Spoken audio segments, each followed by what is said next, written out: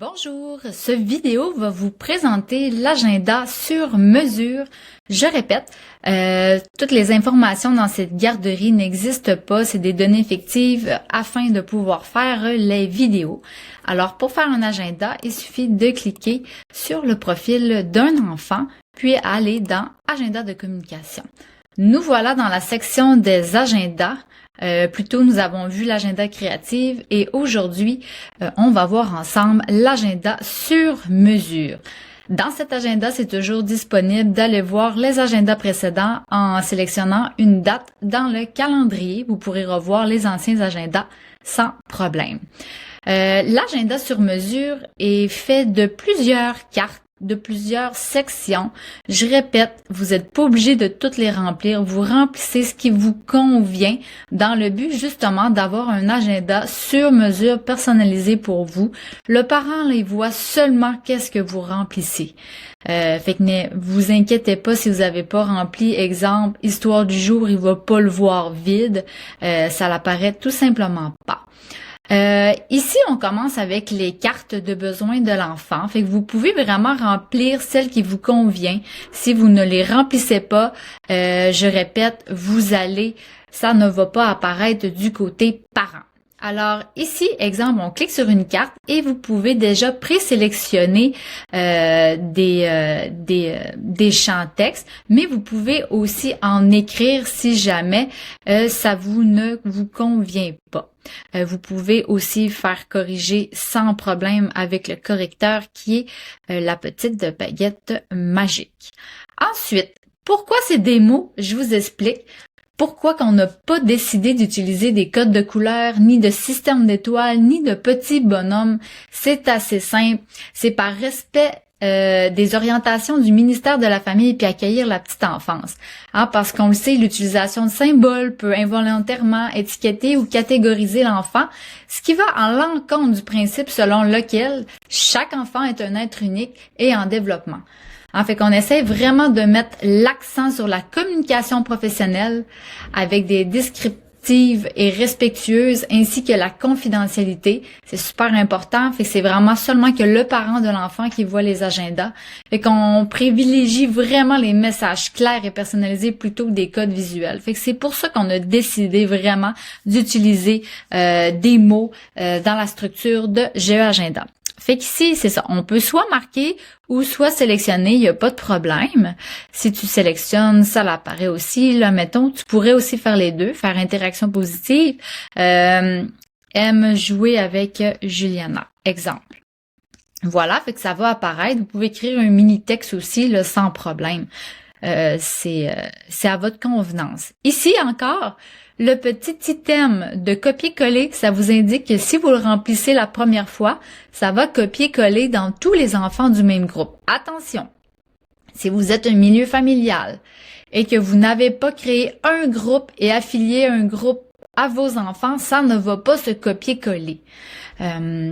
Je le dis parce que certaines personnes en milieu familial ont pas créé un groupe, alors ça ne se copie-colle pas. Alors ici, très très simple, on sélectionne les activités qui ont été faites selon les 4 sphères de développement. Vous pouvez en ajouter à votre convenance. Vous pouvez écrire des phrases aussi, n'hésitez pas. Ajouter. Voilà, alors ça s'ajoute ici, on remplit, là je fais vite pour pas que ça soit long. Vous n'êtes pas obligé de sélectionner les 4 sphères nécessairement, on y va vraiment avec les activités réelles faites durant la journée. J'ai joué dehors, oui ou non? Si c'est oui, vous indiquez rapidement le temps. Vous pouvez sélectionner au parc en promenade. Vous pouvez en sélectionner 2, 3, 4 comme vous voulez. Ici, histoire du jour. Vous pouvez l'écrire. C'est un champ aussi qui est copié-collé dans tous les enfants, alors pas besoin de le réécrire à chaque fois. Nouvel apprentissage. Ici, vous pouvez écrire une nouvelle apprentissage, une observation faite au courant de la journée. Exemple, elle fait de belles demandes pour avoir un jouet. Vous pouvez toujours vous faire corriger. Vous voyez, c'est super simple. Vous pouvez l'ajouter à vos notes d'observation. Ici, ça s'adresse au champ social et affectif, mais ça pourrait aussi s'associer au langage sans problème. Ça veut dire que si vous n'avez pas écouté la vidéo d'agenda créatif, je l'explique ici. En l'ajoutant à vos observations, ça va s'ajouter au portrait de l'enfant dans la sphère sélectionnée. Alors, quand vous allez faire vos portraits, toutes vos observations vont se synchroniser dans le portrait. C'est vraiment une économie de temps totale en tant qu'éducatrice.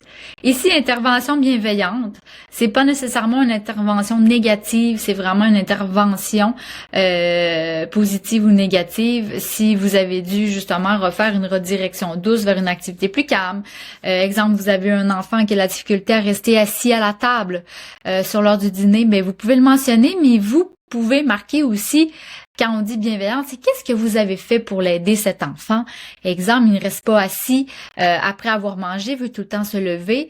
Ben vous pouvez dire Arthur veut souvent se lever durant l'heure du repas quand il a terminé. Pour l'aider, je lui ai donné une feuille, un petit crayon, fait qu'il peut dessiner en restant assis calme à la table en attendant que je termine avec les autres enfants.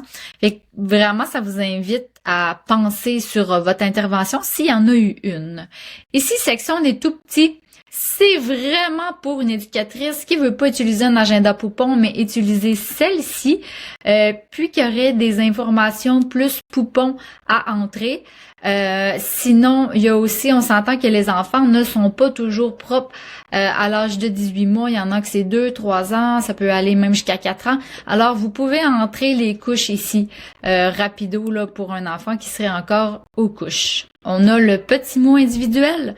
Et si il manque des informations après avoir tout rempli ceci, vous pouvez en ajouter ici.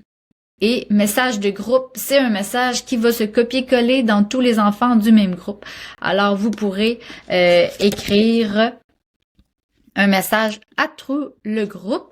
Je vais sauvegarder l'agenda et je vais vous montrer quelque chose. Vous pouvez ici sélectionner un enfant du même groupe. Comme vous voyez, les cartes-là, ça appartient aux enfants, ça n'a pas été copié-collé. Ici, je retrouve les mêmes activités sélectionnées. À celle-ci, je pourrais dire, elle a dansé. C'est ce qu'elle a fait de plus. Alors voilà, je rajoute qu'est-ce qui a été fait.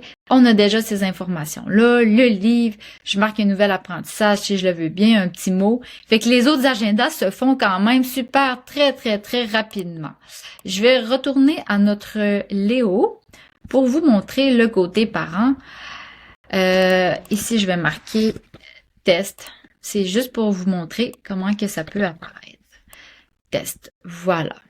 Alors, prévisualisation, comme vous voyez, les besoins de l'enfant, ici on a le nom, on a la date et le nom de l'éducatrice apparaît là aussi du côté parent.